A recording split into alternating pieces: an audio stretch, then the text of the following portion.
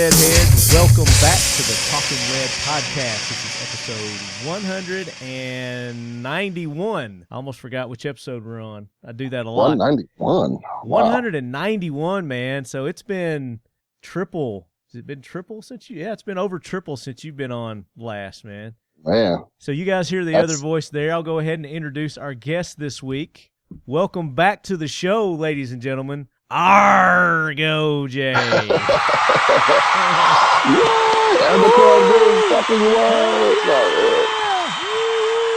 So, yeah, it was like episode 57, I think. It was, like 69, I think, wasn't it? Was it 60? I thought it was 57.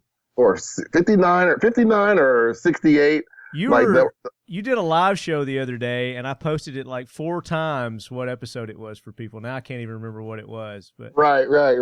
But if you go back, it's somewhere back in the before our 100th episode. Right. I think it was because we called it the magical episode. So I think it was either 69 or one before 69. So go back. It's labeled AAARGO Jay, so you guys will see that. And we're getting caught. We've talked to him. We've seen you at events and hung out, but we've not had you on the show since then. So you've got a lot of stuff going on, man. You've got new directions that you're taking.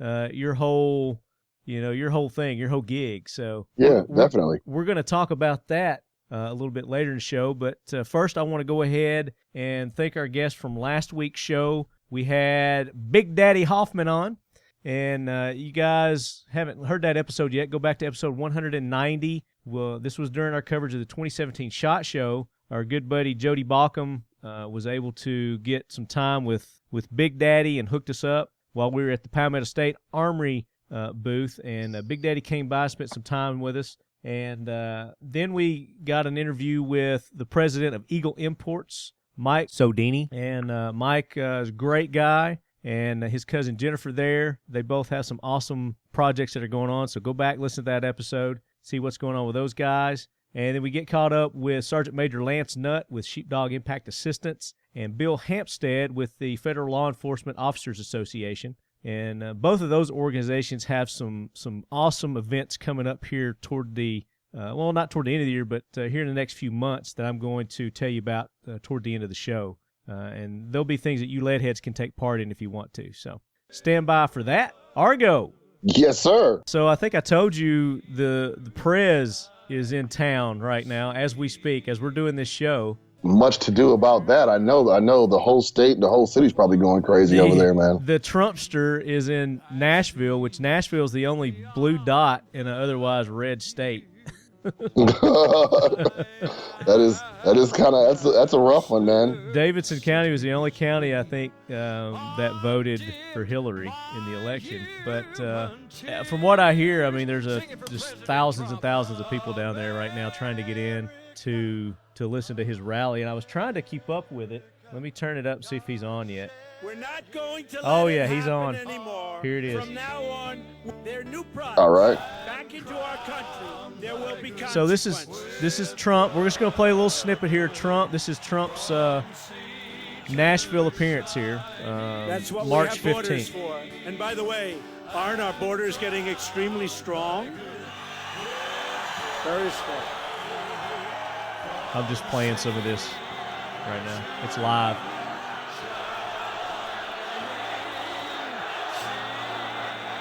All right, so this ain't a political show, so I'll turn that down. But just to prove to you guys that we are doing the Talking Lead show while Trump is doing one of his speeches there here in Nashville, Tennessee.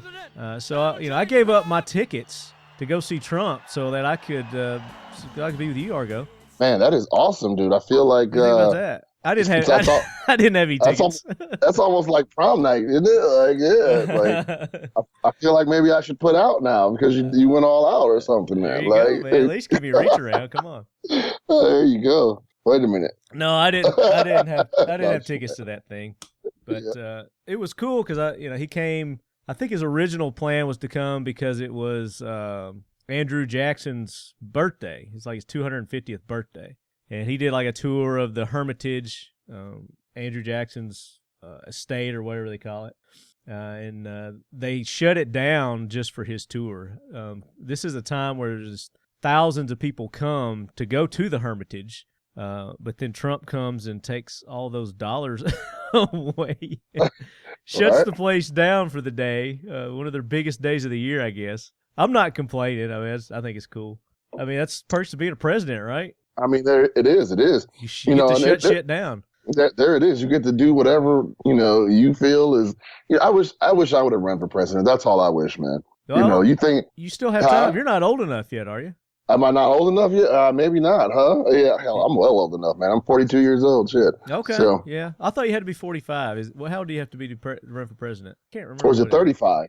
I don't know. I thought it was like in the 40s. 35 is way too young. I can't imagine me president. How old let do you have alone to be now, to be president of the United States? Looking it up. Google's a boss. Google that, yeah. All our listeners are going, you idiots. Right. And I'm a teacher. Yeah, I was right. It's 35. You got to be 35. Damn, okay. Well, yeah, you're ready to go, man. You're in your prime. Oh, hell yeah, man. So I think with your new digs that you got going on, it's a perfect platform for you to go ahead and start your campaign. My world dominance campaign, hell yeah. Like Pinky in the fucking brain or something, man. Oh, wait. Oh, yeah, you said, okay, never mind. Yeah, I have zero filter, so you have to excuse me if you guys are swear sensitive. So... The lead heads are well aware of the F-bomb here, so. So, heck yeah, man. But, it's kind of crazy, man. There's all kind of shit going on. I'm just so tired of the political shit. Like, it's bad. People were salty when Obama got in, and they were talking all kind of shit about Obama and this, that, and the other. People are salty now that Trump's in. They're talking all kind of shit about Trump. I just wish everybody would shut up and accept the president for who the fuck he is. He's the president. It's over. Shut your Keikos and get behind your leader. Pull up your fucking big boy pants and let's do it, man. Like, stop bitching. And if you really have a complaint, stop fucking bitching. Get something under your skin and run with it and actually do something instead of fucking talking about it, man. Yeah, at least have a half-brained idea of what to do to replace what you're trying to complain about. That's the issue, though, man. Nobody has a fucking clue. They just want to complain. They don't like it. Half of them don't even know why they don't like Donald Trump, man. Like, it's so stupid. But like you said, it's not a political show, man. But yeah, but sometimes we talk political, and this is something I've been kind of wanting to get off my chest too.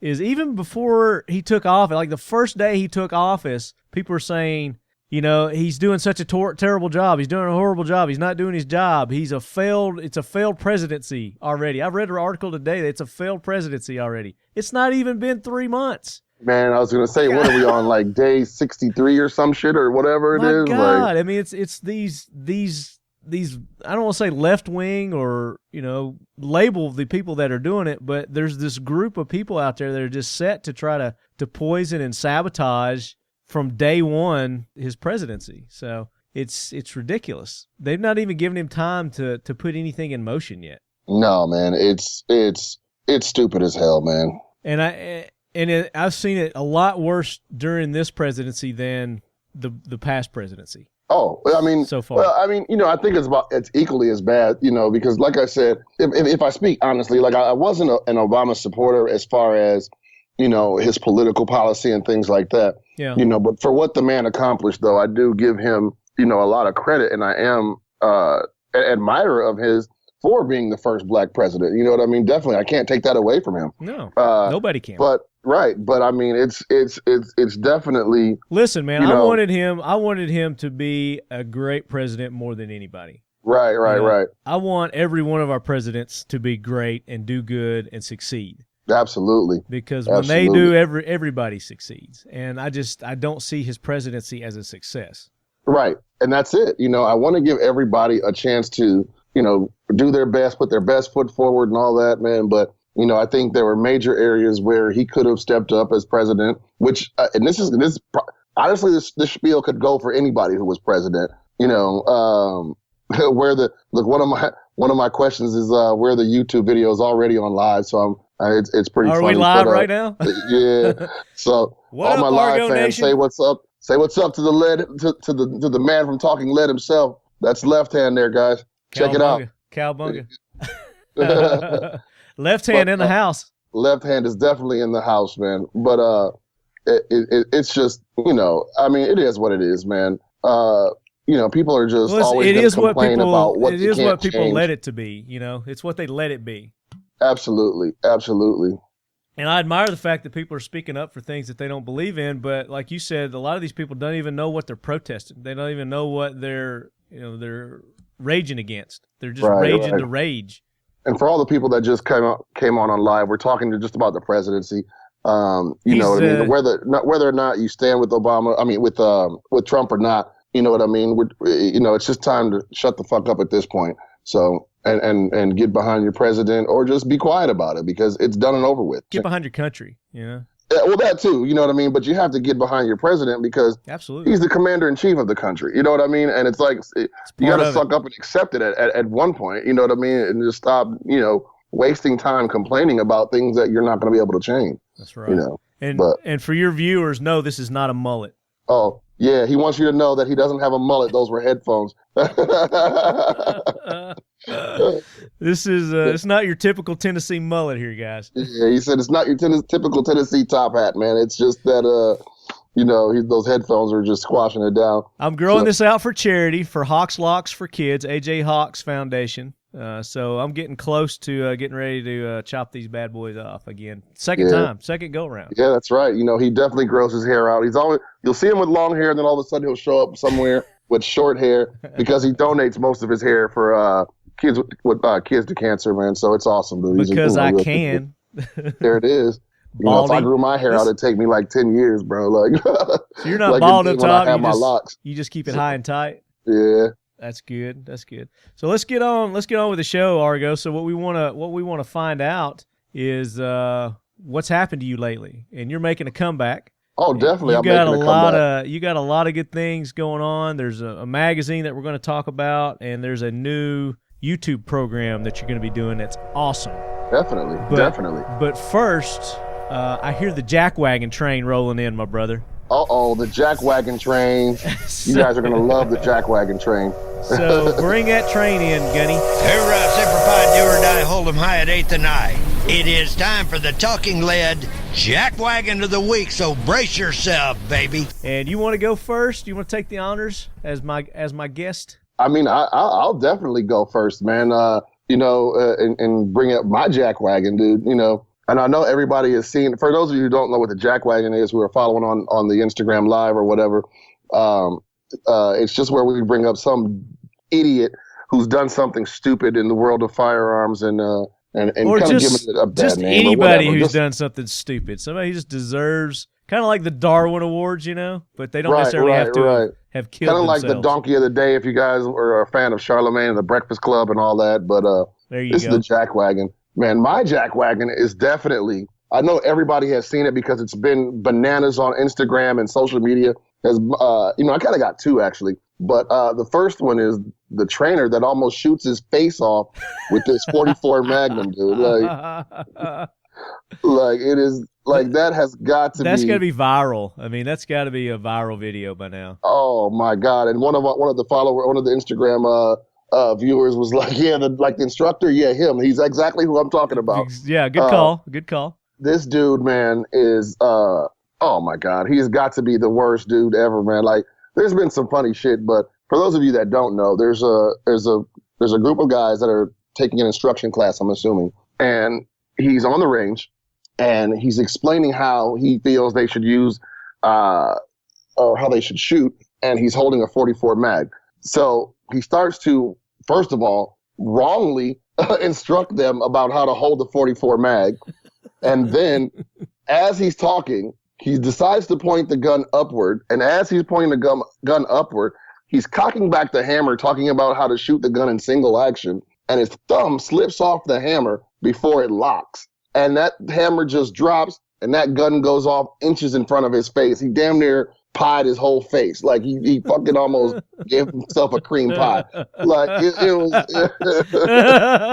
he almost cream pied his face, dude. So it's been you got to be a nasty motherfucker to know what we're talking about. He doesn't miss a beat with his instruction. I mean, he keeps on talking, and dude cuts him out. He's like, "Did you mean to do that?" And without missing a beat, he goes, "Yeah, I meant to do that." He goes, so "Yeah." But here's my thing. My thing is, it is funny. Instantaneously, as soon as that gun goes off, if you watch that video, please watch the video again. Watch the dude's knees as soon as it goes off. His knees begin to shake, and he starts to bounce. He can hardly walk back to the stall table to drop the gun down. He's looking at the gun like the gun did something wrong. You know what I mean? Like, it's funny as hell because he's like, yeah.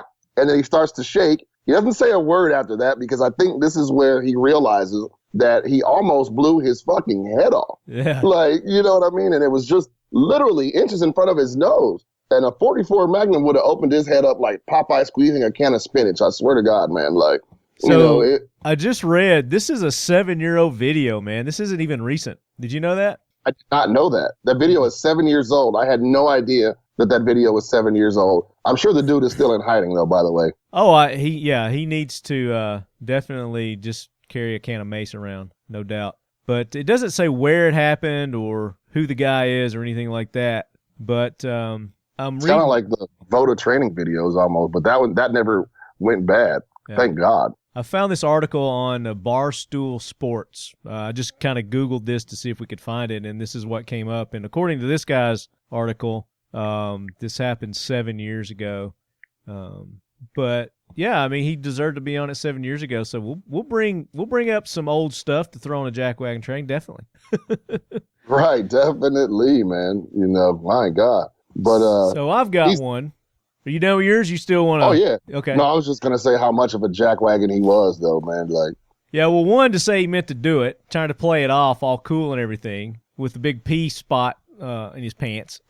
So it was horrible. Yeah, it was. Yeah, but you guys can, if you go to, like I said, the Barstool Sports, you can go there, and the video's there, and there's a little article about it. So, all right, my jackwagon train this week, or my jackwagon for the jackwagon train is, I hate to do it, but I'm throwing a fellow Tennessean on the jackwagon train. So, and not only is a fellow Tennessean, he's in my hometown here in Murfreesboro, Tennessee. So this guy, what he's done is, and he's been convicted of this, but he has been convicted by a federal jury for smuggling gun silencers into the United States that he purchased while traveling in England. Can you believe that? I cannot.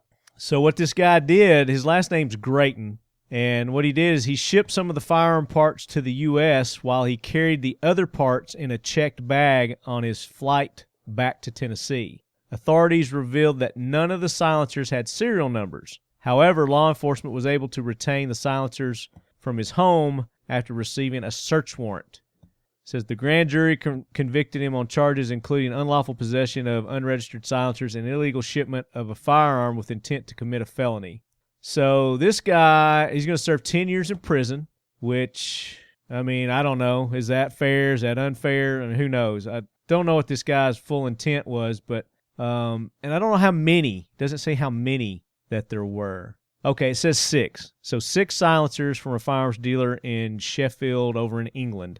And what he did is he took them apart, disassembled them, shipped some of the parts, and then he tried to carry some of them back on his flight. I don't know why he just didn't ship all of them. He probably would have got away with it then, huh?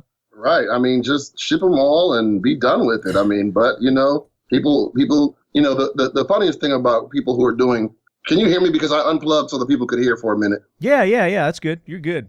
All right. The funniest thing about people who are doing stupid shit is the fear factor. That fear factor is what fucks people every time.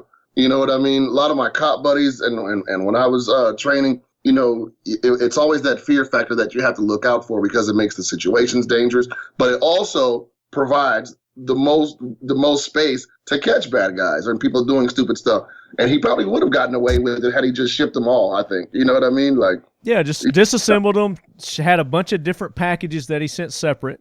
And, I mean, we're not advocating committing a felony here at all, but, I mean, if you're going to do one, think it through a little better than this guy did. Right. But it couldn't have come at a worse time either when we're trying to get the Hearing Protection Act passed and the NFA repealed. I don't know. Maybe it's a good thing. Maybe it's a good thing that this happened. It's bringing more light to it that silencers shouldn't be outlawed or made illegal. Right. And, you know, what lengths do people have to go to protect their hearing and this, that, and the other? I mean, it could be, a hidden benefit or a hidden bonus for us. But, it's just bad because now, as it is now, it makes everybody say, God damn it, we're trying to fight this thing. We're trying to make it happen. And now here you go doing something stupid and bringing negative light onto it, which, could also knock us back a couple of steps, so. It could, but then at the same time, like I said, I mean, it could be a good thing in that this is, bringing some light to it, and that this guy did go to great lengths for something that isn't a bad thing. It's a good thing. Silencers, suppressors are good. They're good for the environment. They're good for your hearing. Here's my can. And as we've stated on this show many times before, in some countries, it's the law that you have to have a silencer or suppressor. It's just the opposite of here. Absolutely. And these are European countries, mostly, you know what I mean, that I heard. It's crazy. Which all the gun grabbers base all their gun grabbing logic on is like, well, these countries do it. Why don't we do it? Well, you don't hear them saying anything about the suppressors, do you? Absolutely. But, so that guy, I mean, I'm throwing him on the jackwagon train, just one, because it's stupid, because he's doing it at a time when they've not been made legal, and he didn't execute it properly.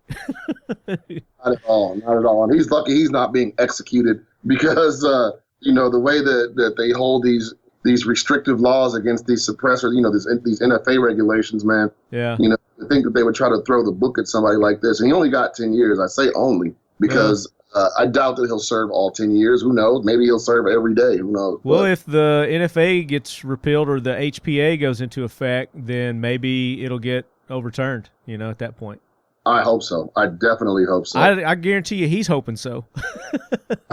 Oh, my God. As I'm sitting here on Instagram Live, there's a guy on here. His name is Glock Don't Lock. He's talking about a guy who got caught selling auto sears in Florida, and he's getting tried for, I think he said 190 years or something like that. So. Oh, well, that's a little different than suppressors. Oh, definitely. I mean, but, people are definitely out here breaking the law, doing stupid stuff when we're trying to make progressive moves. Yeah. And, they, like I said, it could potentially hold us back, and it could. And you got these dickheads doing stuff, and, I'd hate for it to actually be a hindrance for us, Yeah, absolutely. Well, I don't think this got much press anyway, so I just happened to run across it. But it is a local guy here in the Nashville, Tennessee area, my hometown, Murfreesboro. But Paul Grayton, welcome to the Jackwagon Train, son.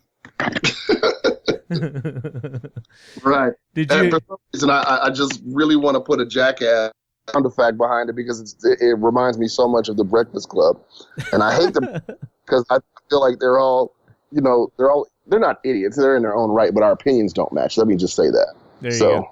Yeah. Difference of opinion. You can leave that mic off if it's better for you, man. Oh no, it's good. I actually just finished the little live. I'm tired of holding the phone up. And so, did you have a good turnout? We did. I had about 40 looking at us there. So. Nice. Good deal. All up, so we should have told them to tune into the show next week. I did. I told them it airs Monday. Check you out. I plugged in a bunch of times. So cool. All right. Good deal. All right. So did you have any other jackwagons? Oh, I definitely did. My next jackwagon is for this guy who steps up for I guess he wanted to be the next natural selection candidate. It was about the guy who robbed the bank, man. Most people are focusing on the security guy. I don't know if you guys followed it. A couple of days ago, there was a guy in Rockford, Illinois. Yeah. Who ran into a bank, fired off a shot in the air as a warning shot, and he gets ready to, as he proceeds to rob a bank. And the next thing you know, this security guard, God bless him, is aware, sees him coming, and unholsters, draws on him, puts off a shot, hits him in the chest. The guy goes down. He's trying to fire at the guy from, on the ground and all this, does a little tack roll, and the security guard just unloads on him on the ground, man. And he kind of went night-night on his way, trying to run out the door again, Yeah. He kind of went to sleep. I was looking at some comments on Instagram yesterday. One of the people was like, this should definitely be a PSA for the dangers of narcolepsy. I mean, people are brutal out here, man. This dude just died, but it was funny as hell. You know what I mean? Like what makes you think that you're not putting, things are going to be so easy, you know? And let me read the story for people real quick. So Lawrence Turner, he's 34. He walked into an Alpine bank in Rockford wearing a ski mask. So there's one. He's wearing a ski mask. He fired his gun into the ceiling, kind of like they did in that movie Point Break. You remember that movie? They'd run in, they'd fire guns. Classic movie, by the way. And the security guy, his name's Brian Harrison, retired sheriff deputy, drew his pistol and shot the robber dead. That's where we're talking about Nighty Night. The dramatic shootout was captured on Illinois bank surveillance footage. And, yeah, there's some good footage of it all over the internet here. I mean, it's everywhere. And it's, like I said, God, what's the security officer's name again? Brian Harrison. Brian Harrison, I pray that he's okay, because in the video, it does look like he may have taken a round. He may not have. I hope that he's okay, and I pray for him and his family. But, thank God for him. Look how many lives were saved because of his quick action and him resorting to his training, which is, a definite thumbs up for why people train. Right. Training is important. It's not cool just to have a gun and go to the static range and all that. You need to train with your weapon. And he had to resort to his training. And if you look at the video, you can actually see it's all instinctive. You know what I mean? He didn't have time to think about it. You know what I mean? He draws, puts rounds on the guy, continues to put rounds on the guy, neutralize the threat. The threat's still moving, continue to try to neutralize the threat. And then finally the guy keep shooting till the threat is down. Absolutely. Until it stops. So the guy turns and runs out of the bank, and as he's running out of the bank, he drinks a cup of warm milk and goes to sleep, man. Like, it's you know what I mean? It's textbook. He said, I give up.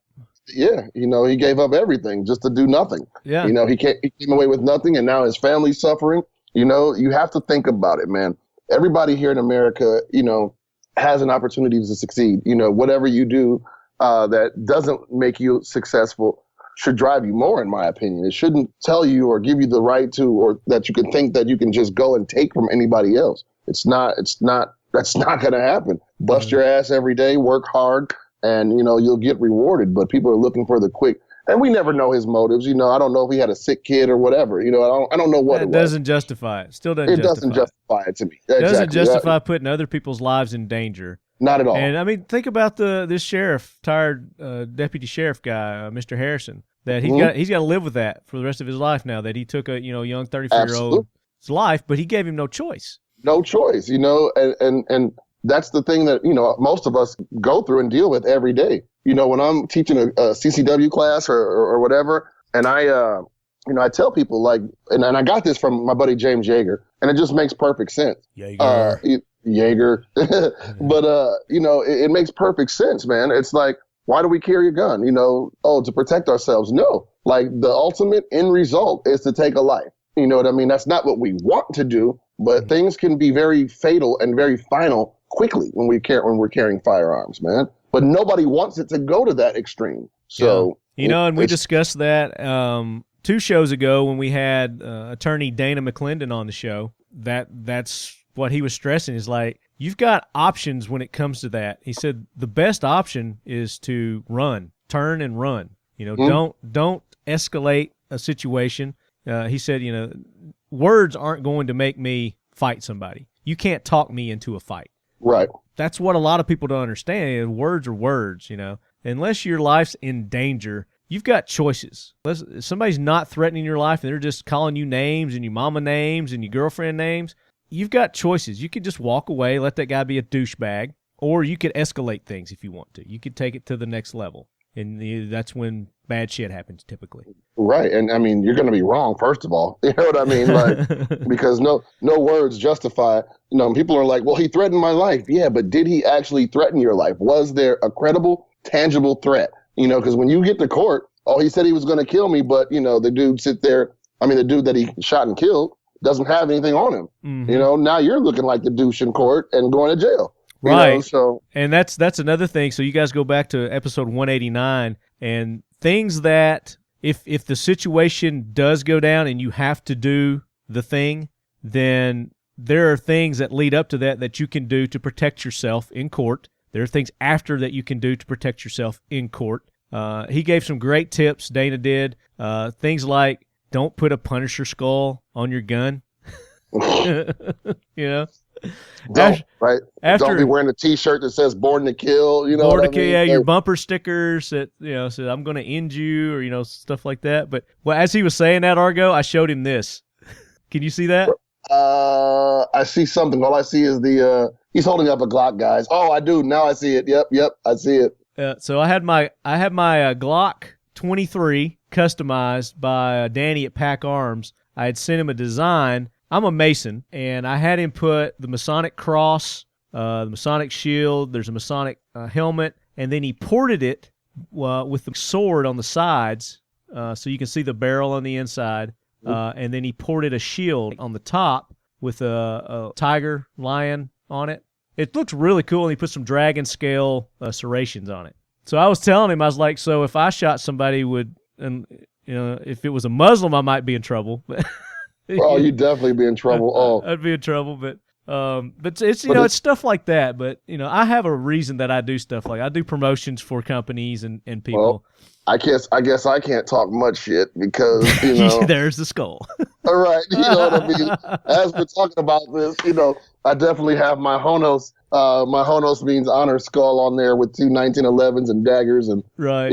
So his whole point is a prosecutor is going to take any little thing that they can get. They're going to go to your Facebook page. They're going to go to your Instagram page. They're going to look at stuff that you've posted. And if you're posting about stuff about I'll smoke that mofo or I won't back down. You incriminate yourself if the situation ever comes up. So you need to be mindful of things that you do. And things that you put on your firearms, on your truck, your everyday life. Even your social media.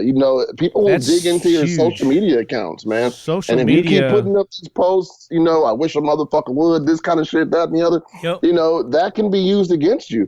It will be used against you. Absolutely. That's why you always see on my Instagram, every once in a while, one of my posts will always say that I pray that I never have to in somebody's life because that is not my intent, because that is not my intent. That's a truthful statement, but I want people to know, hey, I'm not just out here training because I want to hurt somebody. I don't play with guns. And I said play with, loosely, but, I don't play with guns because I want to end somebody's life. That is not it. I am a fan of firearms. I admire firearms and I respect them to the utmost. Okay, not upmost people. The word is utmost. U-T-M-O-S-T. That's the teacher in me. But I respect them to the utmost. You know what I mean? And it's something that I have equal amounts of respect and fear for firearms, even though I handle them almost daily. Several firearms daily.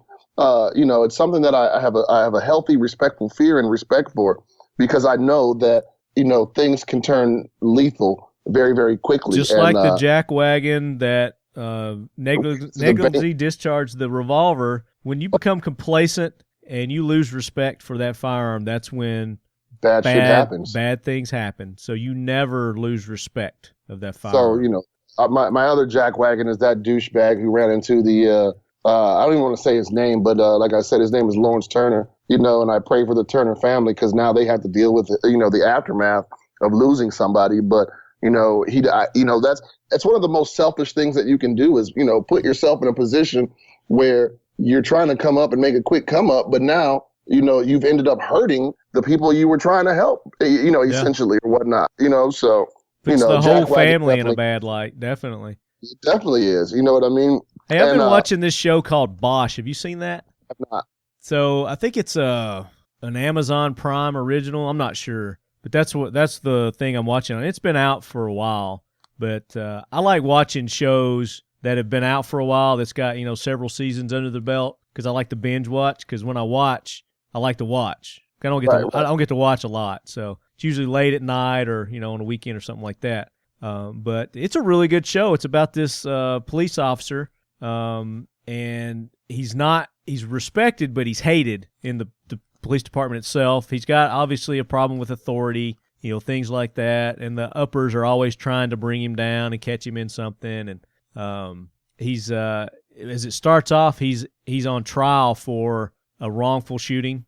We heard that's been in the news a lot lately, police shooting people and whatnot. But it's kind of it starts off like that, but it's a lot deeper and goes into a lot of other stuff. It's a really good show. I just thought I'd throw that out there. No doubt. It's called Bosch. Bosch, Bosch, I think. It's like his last name. Okay, definitely. It's a good show. Yeah. So I got awesome. Over the last 3 days, I've watched 10 episodes. So. Oh, hey, I see a couple of cool ass rifles back there. I think I see a Kel-Tec box back there, man. Like, well, you looking at the lead quarters? Background. I'm looking at Left Hand's background as we're recording here, and he's got a pretty badass looking rifle sitting up top there. And oh, dude, that's my one from Unique ARs that they custom did for me, the handguard. Yeah. So what they did was, and I'll let you look at it. They put a crossing shield on it, and they did a bunch of skulls around it. And then they put lead head on both sides of the front of the handguard, because that's what our followers are called lead heads. And then they put my name, Lefty, down on the bottom part of it. And what else did they put? They put some other stuff on it, too. I mean, it's just full of detail. It's awesome. Unique ARs, man. You guys check them out. They can do pretty much any kind of design that you can think of on a handguard. It's ridiculous. Yeah, they do some pretty badass stuff, man.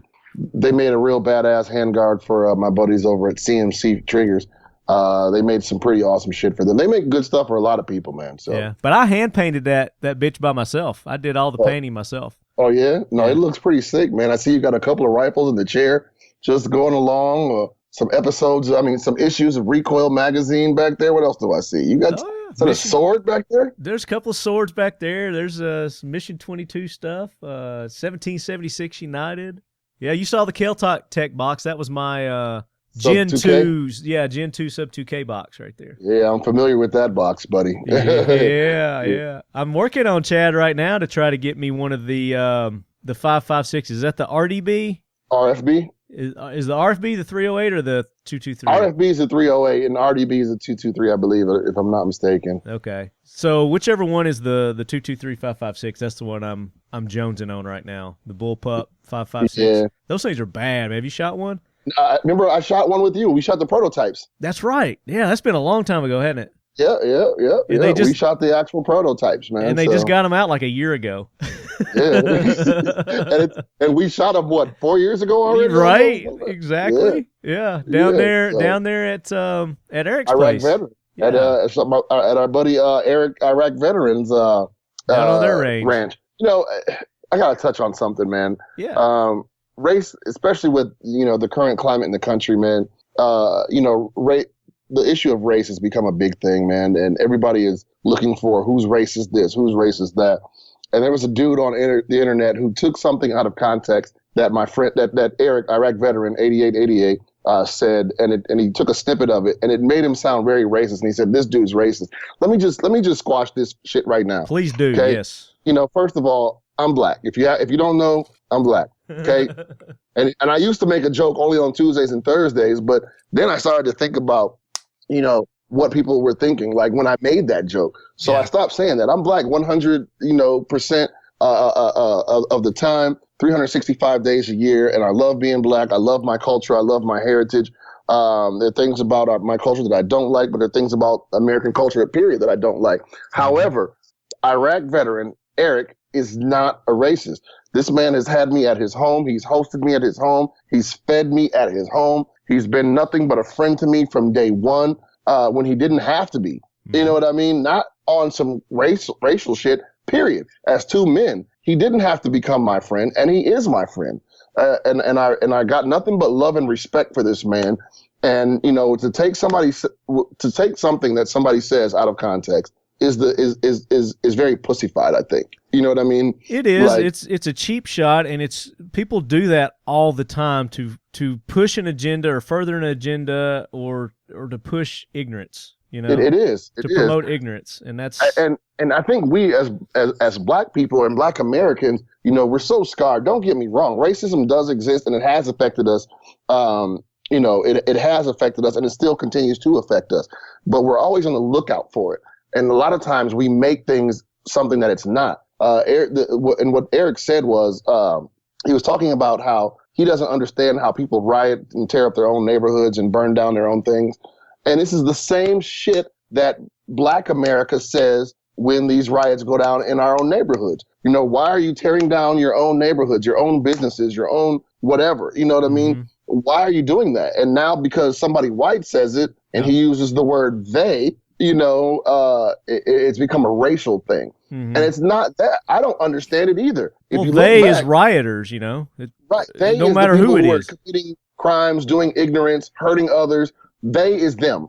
Right. And So them is they. If you're taking that as a racial slur, then you're the one who needs to be evaluating your own priorities and thought processes.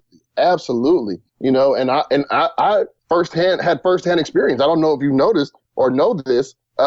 A little while ago, last year, there was a police shooting here in Milwaukee, Wisconsin. There was a young man that was killed, and the city was in uproar. And we had some riots and some civil unrest here as well. I mean, things got bad. I mean, things got so bad that my son, my son's grandmother lives directly in the neighborhood where this was going down. Oh, wow. I had to go in like I was in Afghanistan, and there's no comparison, and I'm not military or ex-military, but you're using a Tom Cruise colloquialism here. Absolutely.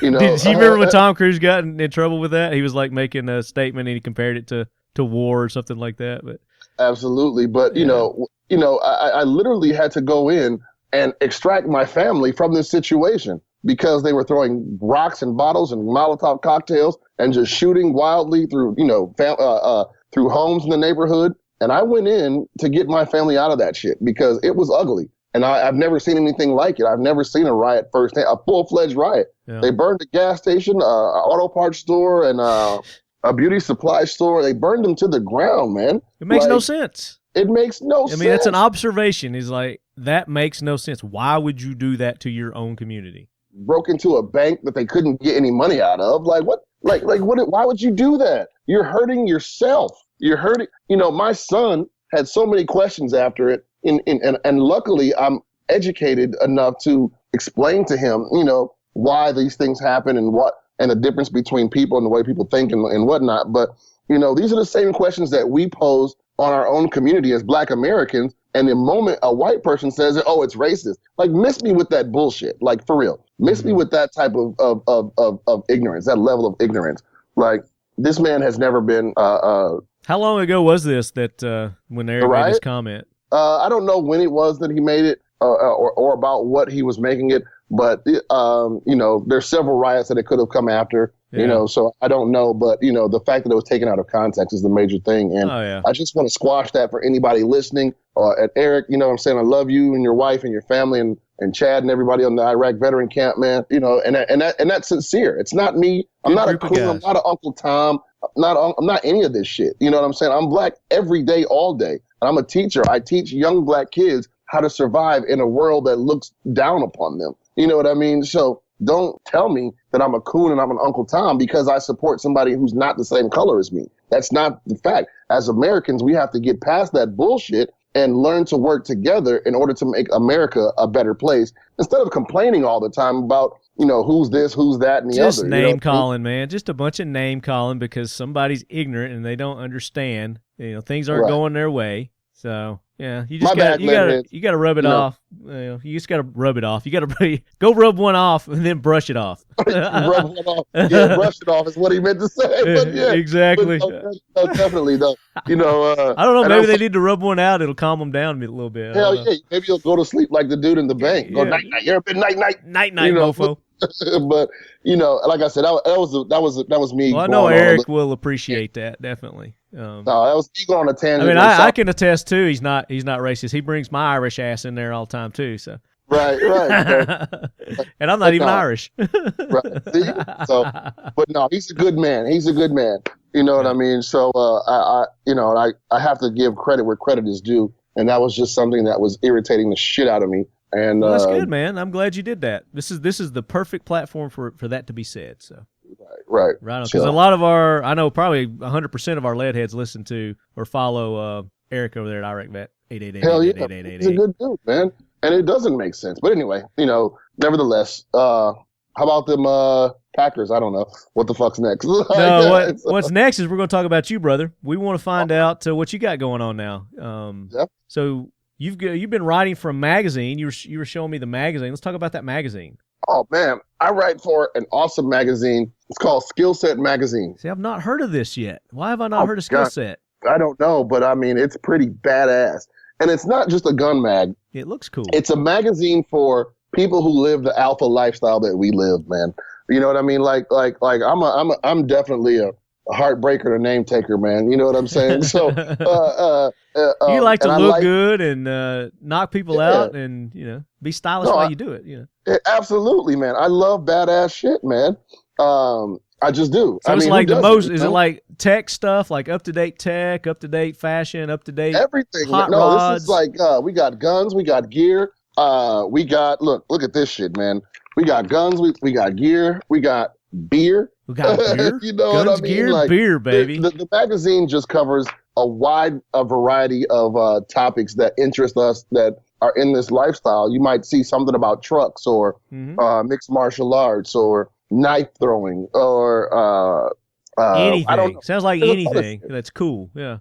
Anything that's badass and cool. Yeah. Something that people would say, you know what, that's fucking badass. Yeah. It's gonna be in this magazine, man. And I want to shout out the editor Jason Swar from Straight 8 Photography.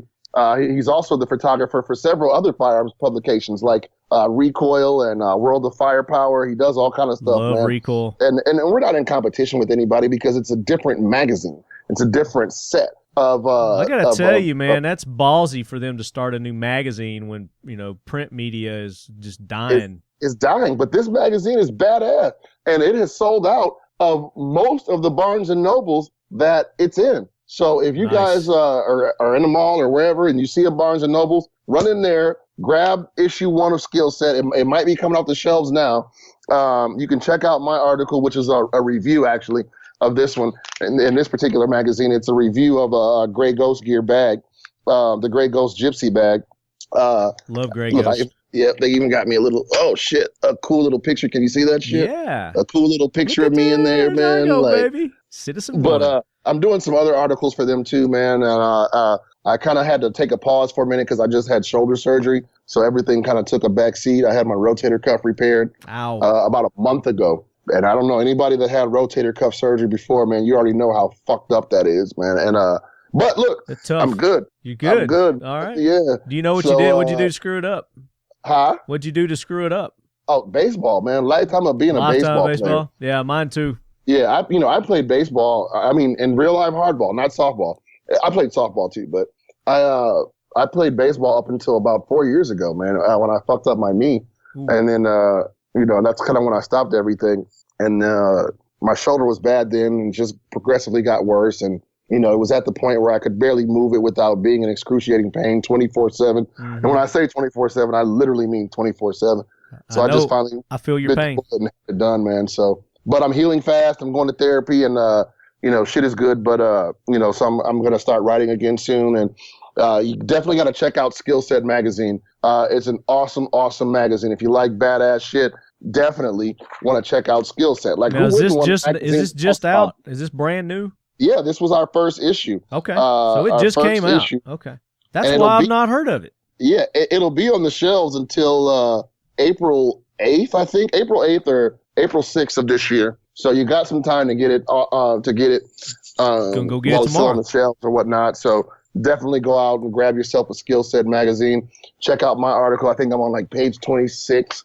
And here's the cool thing about it. Like the review section of that bag and going forward of any other gear and products is cool. It's not a paid review like how most magazines have reviews and it's, they're in bed with the companies and shit. Yeah. That's not it. Skill Set took 5 different people from 5 different walks of life, gave them this bag and had each critique it, and then came up with an overall review of how the bag works. Who the fuck does that? Right. You know what I mean? Because because I'm a gun guy and I review something and I say, like right now I'm looking around for something that I have or whatnot. But just because I like something, and say, oh, this is the best shit ever, go get it. That means it works for me. It may not work for you, and your lifestyle and what you do. And Skill Set takes that into account and definitely does it. So they got me as a teacher and gun guy. They got a cop, a military guy, a professional fitness person, and just some regular Joes, regular everyday people, reviewing these things and doing stuff for them. So, shout out to Skill Set. Who's the editor? What's his name? Jason Swar from Straight 8 Photography. Tell Jason that he can add me to his reviewer list if he wants to. Definitely. Jason, add Lefty to your review list. TalkingLead@gmail.com. Holler at me, bro. Yeah, I'll definitely link that up, man. Well, that's cool. So that's one thing you got going on. You've got another one you're getting ready to start. Yeah. You're revamping, you're redoing your whole YouTube direction. Talk about that. Let me take a sip of beer here first, though. Tell everybody what you're drinking. Mm-hmm. So if I start to slur in a minute, it's because of the drugs, not the beer. Okay. So I don't do drugs, by the way. I am drinking Black Husky. Yes, Black Husky. It's a Spruce Double IPA. It is made here in the state of Wisconsin, and it is made with actual spruce, and it's very, very. It's awesome, dude. What's spruce? Spruce is a pine tree. Oh, that's what I thought. Yeah. Yeah. So it's definitely got hints of the wilderness in there. So are they like taking the sap from the tree? Is that what they're? I don't know what they're doing, man, but it's delicious, man. It is awesome and delicious, and my breath is minty fresh. Minty fresh. No, it's good though, man. It's definitely good. Are they shipping that stuff around? I don't know, man. A friend of mine gave me this. She is a definite beer connoisseur.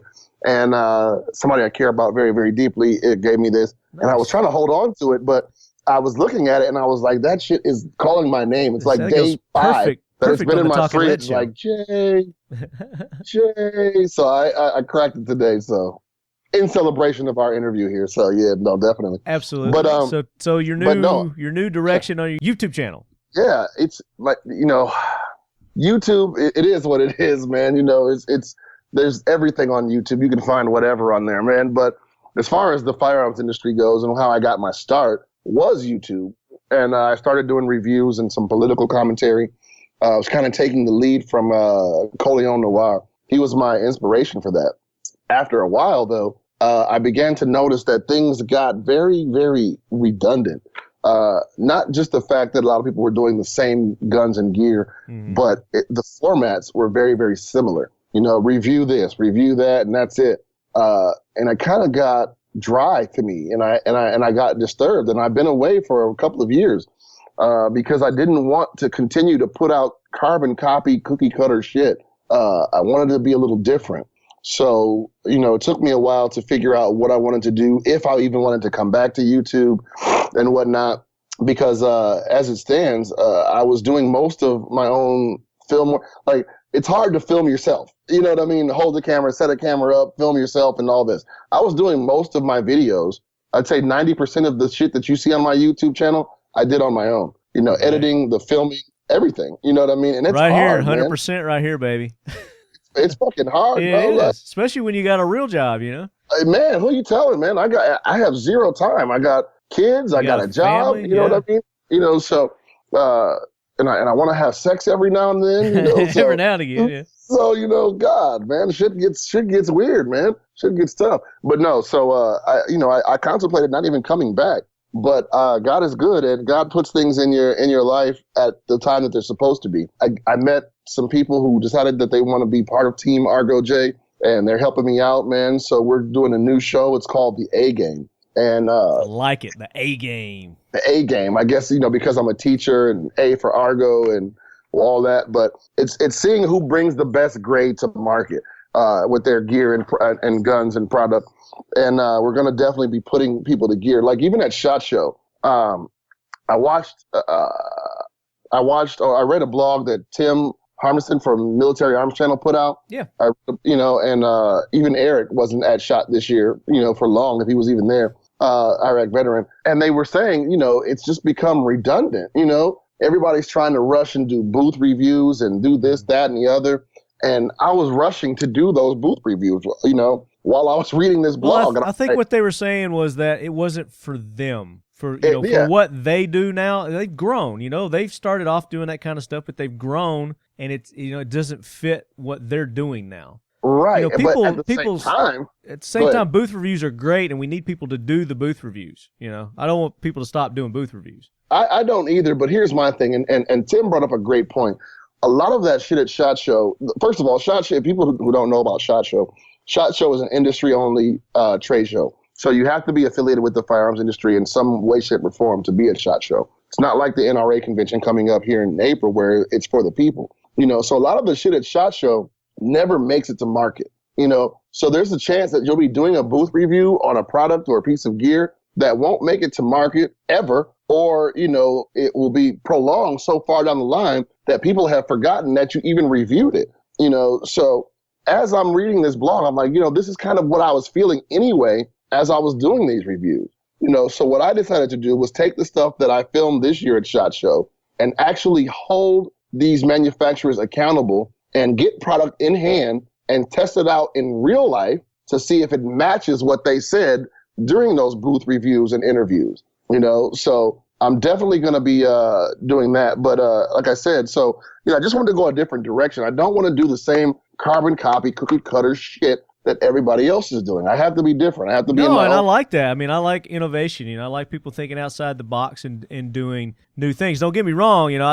When I was saying I want people to do booth reviews, I also want what you're doing too. I mean, but we still got to have the people that go and do the booth reviews and bring definitely. that aspect to the masses. But you've got a deeper, bigger project that you're thinking about doing here. And that's awesome. I support that 100%, man. Oh, hell yeah. So I've got some great companies behind me like Midwest Industry, Bravo Company, CMC Triggers, Landtech, Landers Weapon Systems. Who else here, man? Keltec. I can go on and on. I can just list. I can just list a ton of badass companies that I'm working with, man, to bring the A game to market. So the A game is gonna, like I said, it's gonna have several different segments. We're shooting at it to being about 15 minutes long per episode, and have one episode air per month. And the episodes will feature gun and gear highlights, not reviews. The actual review will be something different. If you want to see the review, you can also check it out on my channel. But on the A game, it'll just be a highlight and an overview of the product and how it has been graded, so I can give it the final grade that it gets. Right. Different criteria, grading criteria that you're going to scale. Absolutely. And like we were talking before, like cool factor is definitely going to be one, but how practical is it? Cost is a big thing because functionality. Yeah, absolutely. So there are different criteria to formulating these grades. Sure. So we'll have that. There'll be a political section where I do brief political commentary in relation to the firearms community and the Second Amendment community. And then I have a badass Brazilian Jiu-Jitsu instructor here in the city. He's a Gracie trained. He's actually pretty tight with the Gracie family. So if you know Brazilian Jiu-Jitsu, this dude, he's from South Africa. And he's going to be doing some simple videos, or his segment is going to be doing simple hand-to-hand and weapon retention kind of things that people can do if they get, in a pickle or whatever. So, so it's going to be pretty cool. Close quarter moves. Right. It's not going to be anything like, we're not teaching people to be commandos or anything like that. Just how to get out of a bad situation. Absolutely. Somebody tries to take your gun from you. How do you retain your weapon and create that space that you need to, number one, get away. Number two, defend yourself. Yeah. Number three, stop the threat. If there is a threat, if they have a weapon or whatnot, because he's a big gun guy as well. So, I'm looking forward to bringing the A game to market. Did you say calling all cars is going to help you with this? No. Calling all cars. What Coleon Noir. Oh, I call him calling all cars. Yeah. Noir. That was something different. That's the thing. Oh, okay. Yeah, okay, I got you. So, but this is all me and a friend of mine here in the city who just stepped up to the plate and said, "Man, let's make this happen." He was a subscriber of mine. That's cool, man. On YouTube, and we had mutual friends. We actually knew each other, but I didn't even know that I knew him. If I can help you out with that in any way, man, just let me know. I mean, if you need contacts or anything like that. Well, definitely, man. I'll definitely reach out to you as far as that goes. But so we're gonna see. It's kind of like how and I want to send a shout out positively to John Patton from who used to be Chaos. Went to the Gun Collective. You know what I mean? Yeah. Yeah, it's kind of like that, man. We gotta shift gears and shift focus a little bit, man. So cool. And do things a little bit differently. Sounds like you're kind of doing the, what is it? Skill Sets? Is that the name of the magazine? Yeah. Skill Set, kind of a way, but you're taking it to video. Almost. You know what I mean? Like, yeah. It's very, very similar, you know. Yeah. So that's cool, man. I'm looking forward to that. Do you have a date on that when that's going to be? The first video that we just finished filming, we're editing down now. He's traveling with his wife right now. They're in Texas, so I haven't had a chance to really edit down the video. When he gets back, we'll edit down the first video, and it's not going to be the actual formatted show. It will be just an introduction, kind of saying what I just said here. Where have I been? Why have I been gone, and what the A game is about. Yeah.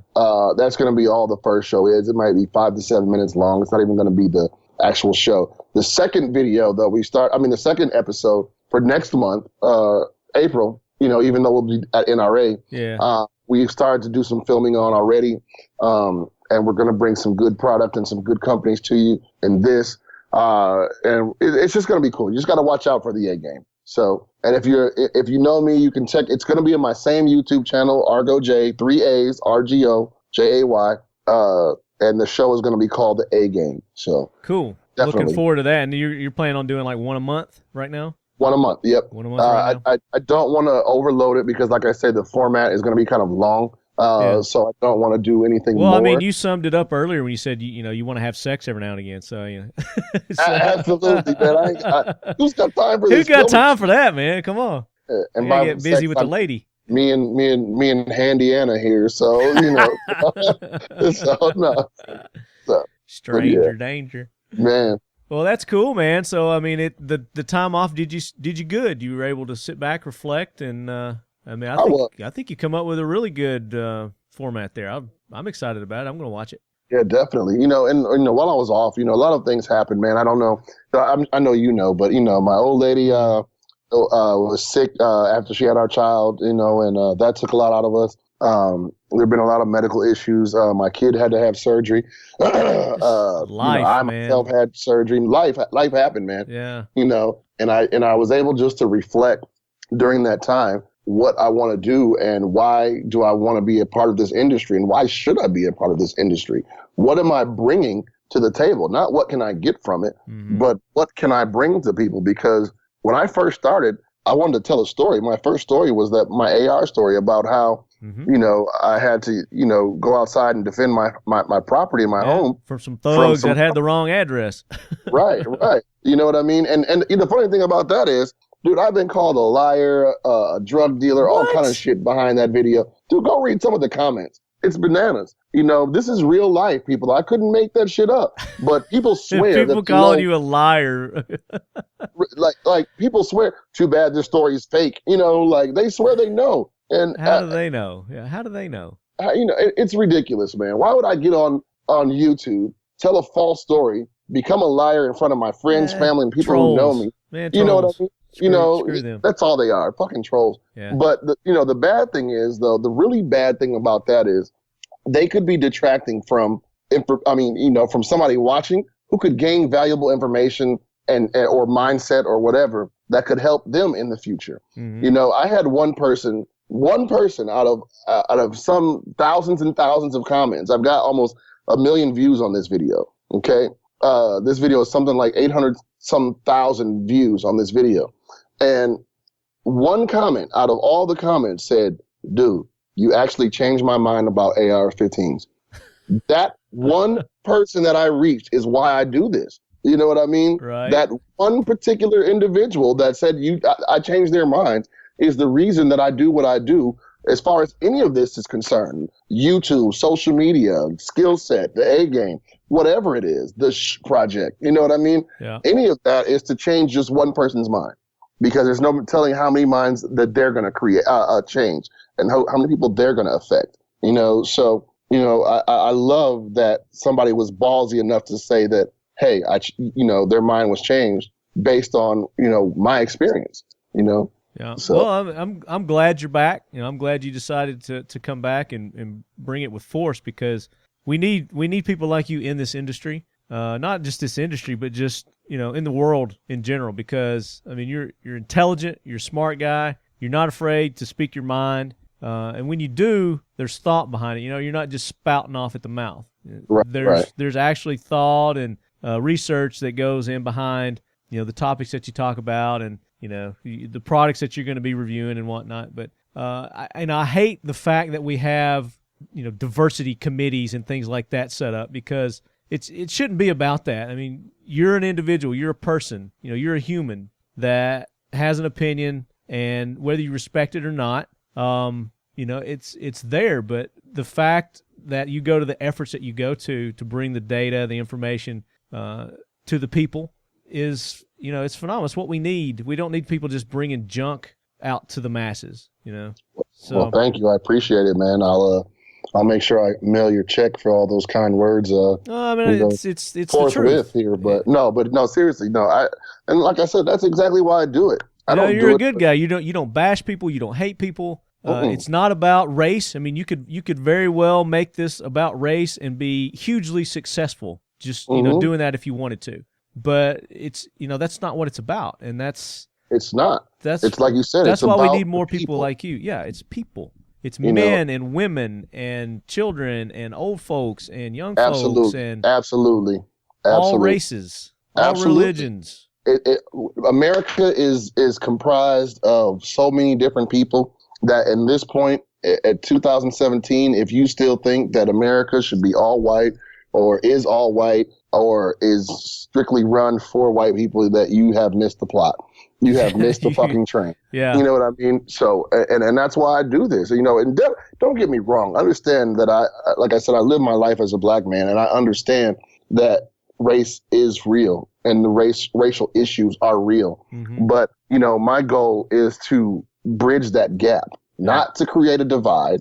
It's definitely not that. Like I asked, and I'll never say his name because I respect this man till the day I die. I asked a trainer once, I take training classes as well. And I asked one of the trainers, hey, would you do a video of mine, for me and help me cover this race issue? Because I see it, there's a disproportionate number of black people in that take training classes. The numbers are growing now. Mm-hmm. But prior, when I asked, it was very, very minimal. I was always the only black dude in any training class that I took. And, for some reason, culturally, I think that we think that the static range is where it is, and that's not it. And I asked this trainer, I said, look, how many black people come through your classes? And then, this, that, and the other, do this. And they didn't really want to do it because the answers were so sad that he felt he would be portrayed as a racist. Right. You know what I mean? Yeah. And I respect him for saying no. You know what I mean? Because he has to protect his brand and all that. But at the same time, somebody has to address this issue to make others of any race feel more comfortable going to take training. Yeah. You know what I mean? But that's the thing. It's people like you that just go and do it and don't look at it as race. Once people start throwing race into it, then it becomes something completely different. If people just go and do it and not bring it up, and I'm not saying ignore race, because racism is, it's an issue. It's a problem. Mm-hmm. But if people quit trying to make it a problem, then it's not going to be a problem. Absolutely. And like I said, I think that's part of my journey, is to help bridge that gap, and it's funny because for most black people, I'm not black enough as far in the gun community. Yeah. And for some white people, I'm too black. You know what I mean? Like come the fuck on. But it's just you. You're you. Let me be me. You're Jay. You're Argo Jay. You're not black. You're not white. You're not Jewish. You're not Muslim. You're Argo Jay. You are who you are. And absolutely. If people, and I'm Marty. I'm left hand. If people don't like me for who I am, then so be it. That's fine. I'm not here to please them. I'm here for the people who enjoy what I do, how I do it. No, I'm open to criticism. Just like the next person. I'll listen to your critiques, and I may not take them to heart, but I'll read them and I'll look at them and I'll throw it in the trash can. But I am who I am. I'm going to do what I'm going to do, as long as it's not to the fact to where I'm if I'm inadvertently hurting someone, I want to know that. I'm not intentionally going to go and hurt somebody. Right, and that's my thing. I don't want to. Sometimes toes get stepped on inadvertently, and it's gonna happen. And shit happens, and you just got to deal with it. Yeah. But I don't ever want to do something that is hurtful to, number one, like I said, first of all, the main goal is to help further the Second Amendment community. Yeah. And I don't want to do anything that's going to hurt the community. I don't want to do anything that's going to hurt individuals. I don't want to do anything that's going to hurt a group of individuals. You'll never hear me badmouth Muslims or people who are of the Islamic nature. Yes, I do understand that, you know, there's an issue with the extremists of that religion, but there's an issue with the extremists of any religion or of extremist of anything. of anything, right? So political extremist, absolutely, religious absolutely. extremists. So you know, I do like sexual extremists though. But, I don't know. Right. Someone that can hurt. My safe word is Farfignugan. So Farfignugan, that's too much. Mine's ouch. But no, man. But seriously though, man, like you know, I don't want to hurt anybody. I just want to help. And if I can do anything to add to the positivity that's going on, or if I can do anything to mend what's broken, then that's what I'm going to do. Yeah. And that's the bottom. Right on. So. And that's, you know, that brings up a good segue here to the American Way Conservation Society, which Carl Malone started with Adam over there at Palmetto State Armory. You know, that's for our Second Amendment. Those guys started the American Way Conservation Society in hopes or as a program to bridge gaps that you're talking about between the anti-gunners and the pro-gunners. They're providing a way that they can come together peacefully, calmly, and just have a conversation about what the issues are so that each one can better understand the other and hopefully, you know, bridge a gap. I mean, they may walk away and still have the same ideas and feelings that they have, but at least, you know, each side is going to come away with more knowledge about the other and a better understanding as the way they feel the way that they do. At least the conversation is had. You know what I mean? You can't make change if you don't have that conversation. You know, so and it's gonna be peaceful. If anybody gets out of hand on either side, you know, they're going to be asked to leave. And what they're going to do is they're going to travel all over the United States, and you know, kind of like a town center or something like that. Come to a meeting, break bread together, you know, and then have their discussions and their conversations. But their first one that they're going to have is going to kick off June 3rd. It's actually going to be in Carl's hometown in Ruston, Louisiana.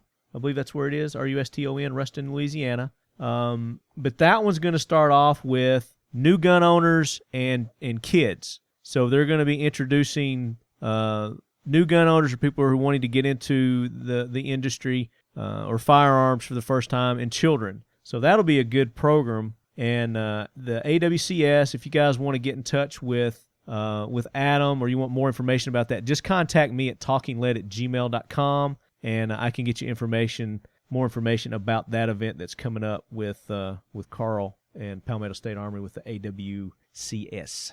Yeah, that's awesome, man. I would love to get linked up with that, man, and and all that shit, man. So I know Coleon's on board with it. We got Chris Chang on board with it. I can't remember who all there's several other people that they've gotten involved with it. So I'm actually going to jump on team too because cool. Like we talked about before, I've got some other things that are going on that I really can't discuss now, but I will say that it's all about bridging gaps and breaking stereotypes. And like I said, I'm just waiting within the next week or so, next couple of weeks, I'll be able to talk about it. But when you're ready to talk about it, let me know and we'll have you on, because that's gonna be an awesome project. Oh my God, I'm so excited. If I could be a part of that anyway, I would love to be able to do something to be a part of that. That would be awesome. Yeah, you're not dark enough, dude. No, I'm just saying. My hair is. But I'm just playing though. But seriously, man, no, it's gonna be awesome though. But no, I definitely will. And like I said, we'll definitely talk some more and we'll get it going on. But you know, if people just stay tuned to what's going on with me on my social media or and give out that page again. My social media, Facebook, Instagram, YouTube is all the same. It's AAARGO JAY, Argo J. You can find me there. I mean, I'm on Twitter, but I don't do Twitter. Like, things get posted to Twitter via. I don't either. Via Instagram, Facebook. Yeah, Instagram is my big thing, man, because it's the way that I can directly touch and be with the people. You know, I answer every question asked of me on DMs or on comments and all that. I'm not that dude who's like, oh, no, I don't talk to people, you peon. No, I'm not that dude. You know what I mean? I'm not that dude, man. You know, I do this for the people, so I interact with the people. You know, if you're going to be in Atlanta, come see me in Atlanta. I'll definitely be at NRA. Are you going to NRA? I am planning on going to NRA. I've got a couple of things that I'm working on to make that happen, but that is my goal, yes. Are you going solo dolo this year? More than likely, yeah, it'll probably just be me, yeah. I don't think Pepper's going to be able to go. She's got to work. Okay, well, we should link up, man. Maybe stay, because my buddy won't be able to make it. But okay. I love the NRA show, man, because it's like, it's about the people, man. But and here's the thing, I'm not a celebrity. Like I said, I don't do this for fame or for anything, but so many people see what's going on YouTube and they reach out and they say, hey, you're this person or that person. I don't know how to fucking act, man. Like, I'm regular guy, dude. Like, I want to sit down and have a conversation with you, grab a beer. Right. You know what I mean? And I'm the guy that just got my ass chewed out by my girlfriend. I mean, who am I? I'm nobody. Right. You know what I mean? Like, I'm not that dude. Everybody's like, can I get an autograph or can I take a picture? I'm like, yeah, let's do this, but stop acting like that. You're making me feel weird. Yeah. I feel so weird. It doesn't feel right. You made me feel uncomfortable. I'm so uncomfortable. But seriously though, man, like, I love it because that's a way for me to meet the people who actually watch and take heed to what I'm saying and like what I'm doing. Mm-hmm. I love that feedback and that interaction. I love it. I live for that. You know what I mean? That's what I am when I go to SHOT Show, when I go to NRA. I'm a groupie, man. I'm there to see everybody else and hang out and have a good time with everybody because I'm like, there's Eric, there's Argo, there's Coleon, there's Gabby Franco, there's everybody. I'm just a groupie, man. I'm just glad to be amongst it. Like the day that I actually, I've been by and shook Hickok's hand and all that, but the day I get to hang out with Hickok is going to be probably the day that I pass out and shit. Like, that is an awesome experience. I can tell you firsthand. Yeah, man. He's such a good dude, though. Man. Him and John both. His son, John, he's doing comedy now, stand-up comedy. Is he? Yes. Can you imagine that? Yes, he's doing stand-up comedy. He does it mostly local here in the Nashville area, but I think he travels around, does some stuff. But I don't know if I'd want to go to his stand-up show just because you'd have to almost break your neck to look up at the stage. Well, you want to sit back. You want to sit in the back row. God, yeah, let's just sit in the back. I never sit in the front row at comedy shows anyway. I learned that the hard way. Yeah, you get picked on. Yeah, yeah, exactly. So I got roasted at a comedy show in Los Angeles one time. So you learned your lesson. Yeah, and it was a televised comedy show. So yeah, it shit went out nationally, and I got roasted. So. Oh man, yeah. I don't even know if you can Google it, but because it was just some unknown comedian, but he was funny as shit, and he let me have it. Like, I had locks at the time, and he called me Lennox Lewis and all kind of shit, man. Like he just went in on me for some reason, dude. I'm sitting there with this girl trying to be cool and shit, and he fucking just went in on me, man. Like, so. Dude, you got to get a wig or something and bring the locks back. That'd be awesome. Oh no! If I wanted I'd just grow them back, man. I miss my locks sometimes. You gotta wear them at NRA, man. I'll do that. I'll fuck people up. They'll be like, "Who is that dude?" Go incognito. He's a boxer. He's some MMA fighter. Incognito, like incognito. But yeah. Nice. All right, let's get on to the next segment. Now it's time for the Talking Lead Facts to fight the myths. And Argo has a really good one. We've not had this one before. Argo, what's your Talking Lead fact to fight the myth this week? The fact that real concealed carry guns, and I mean like small guns, cannot be accurate. Like your P238s or 938s or your Glock 42s, 43s, things like that. I hear people talk about this all the time in the shop and all that. Oh, they're not really accurate. Well, that's kind of bullshit. You know what I mean? I call bullshit. Mm-hmm. I understand that they're not made for target shooting. There's a point of diminishing returns. Right, right. And they're not made for like competition shooting and things like that. But we're talking accuracy. You can be accurate to a certain extent out to, certain yardage with those guns. Yeah. Hell, I've seen somebody who's a real shooter, one of our instructors at the shop. This dude can shoot. I mean, I've seen him stack bullets with a fucking Glock 43. I've seen him stack bullets at almost 50 yards. So you bring up Hickok. We were talking about Hickok on his video. I mean, he's got that long gong that he's always shooting at, and I've seen him with little smaller handguns ping that thing at. I don't know how far out that is. I think it's 200. 300. I don't know. I don't know. Hey, baby, that's a pretty dog you got there. Oh, there's my boy. He come in to see me. That's Oshi. He's a good boy. Did you wake up? Good Lord, that's a pretty dog. I want one. You got to get them, man. Great Danes are the best. So compact guns. Let's get back on target. All right, so let's talk about it. So we were giving some examples of people that are able to be accurate with a shorter barreled pistol. Mm-hmm. I carry a Glock 27 and a 23. I mean, they're both, one's mid-sized, one's subcompact. Mm-hmm. But the main purpose of the smaller, the subcompact guns is concealability and care. To be able to carry them. Right. Most of your encounters are going to happen within arm's length anyway. Those guns are more than enough accurate in that distance for what you need them for. Absolutely. And like you said, you can take them to the range and you can put it out to 50 feet, 100 feet, and those things are still going to be accurate enough. Mm-hmm. Mm-hmm. And I got a buddy that at 50 yards was damn near stacking rounds. You know what I mean? Yeah, exactly. So, but that's the thing. You're not buying these guns for competition guns. If you're in competition, you show up with a 27 or a short-barreled Springfield or something like that, a subcompact Springfield, you're gonna get laughed off the circuit, man. Absolutely. Absolutely. It's just that's if you want accuracy and you're in competition shooting, there's guns for that. If you're in personal protection, that's why there's so many different ones, because everybody has a different need. They have a different need for carry. What works for you doesn't work for me. Absolutely. You being a school teacher, I mean, I'm sure they probably don't allow them there in Wisconsin anyway. So I mean, right? So. You don't want people to know your teacher? I'll edit that out. No. I'm talking shit. No, I don't care. People know that. I even did a video on carrying in schools and shit like that. So I'm, if you want to see that video, definitely check out my page. I talked about carrying guns in schools, but which is another issue and topic that we could talk about all day.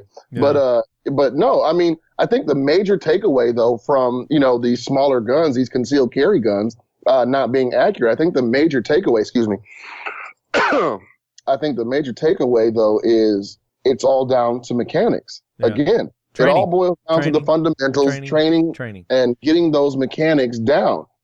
Because it is possible to be accurate with these guns. Stop preaching that these guns aren't accurate. Mm-hmm. You know what I mean? What you need to say is these guns aren't made for competition shooting or for any precision type, shooting. Or what you need to say is you're not accurate.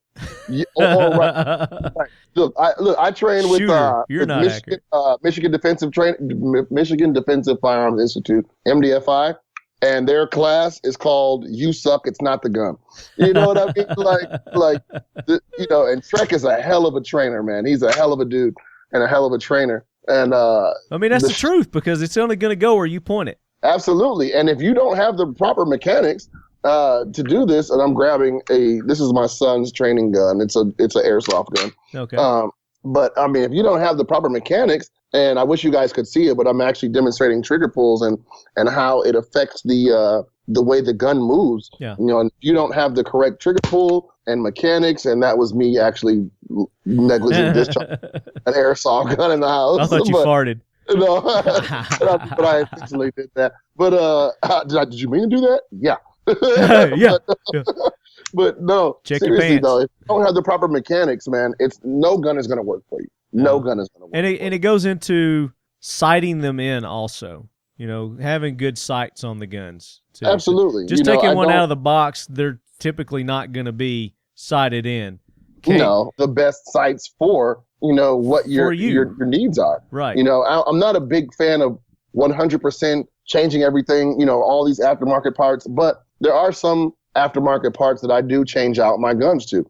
Like I do change out my triggers, and I do change out my sights. However, I generally leave everything else factory, or stock. So, yeah. And that's a good point. So, great fact to fight the myth there. And I was just going to pull out mine. I've got a trigger in mine from Apex Tactical. Have you ever used any of their triggers? What? That's my go-to trigger company. Nice. Yeah, we got the same one. Yep. Bam. That's my go-to trigger. I wish you guys could see that. I have the front set sear in my Glock and all that. I have one in my M&P. I do like I haven't put one in because I don't have a Gen 3, and I'm waiting for a new shipment from CMC Triggers, the new CMC Glock trigger. Have you had a chance to play with that? I haven't. No, I haven't. Not yet. Oh, I got it. Oh, you know what? We got to make that happen, bro. Yeah, definitely. They do have an offering in Gen 4 and in Gen 3 for whatever gun you're going to shoot. But, I mean, that trigger Gen is something 3, baby. badass, too. I like the Gen 3s better than the Gen 4s. I just don't like I don't like back straps. I don't like interchangeable back straps. See, I do because I got huge fucking hands. Right. So, and I understand that. I swallow guns. You know what I mean? Yeah. Well, I got little elf hands, so it's not a problem for me on the. But Can I like. we edit I the like fact to. that I just said I swallow on. You Yes. know what I mean? Yeah, I'll edit that. No, I am not gonna edit that, man. That's staying in. But I like to stipple my grips too. I like them stippled. Look at this. I don't know. I wish you guys could see what we're talking about, but because you can't see, look how clean this shit is. Send me this is a hot gun, by the send way, me so. pictures and I'll post them on the show notes. They can look at my Instagram too. That's just like mine, man. I did the same thing. Look at the clean job on that. Check it out. This one is done by Landers Weapon Systems. My brother Garrett, my brother from another mother, Garrett Landers. See, and I don't do finger grooves because I got big ass hands and they always I love the finger land. grooves. I do the Dremel up and get a higher perch under the trigger guard. Yep. I Dremel that out. I Dremel back here to get a higher perch on the back too. Yep, me too. And, but I didn't that professionally, but like if you look at I do my and own. We're sitting here going through guns. I cleared that one. This is my VP9, and I just kind of did my own adding. I added it up here, just a little higher on the VP9 because it's not there, and then I added a little bit here for my thumb purchase. Yeah. You know, but no, definitely. You know, they're definitely after market modifications that need to be done to some guns. Yeah. I wish SIG the most effective. You know, SIG was more.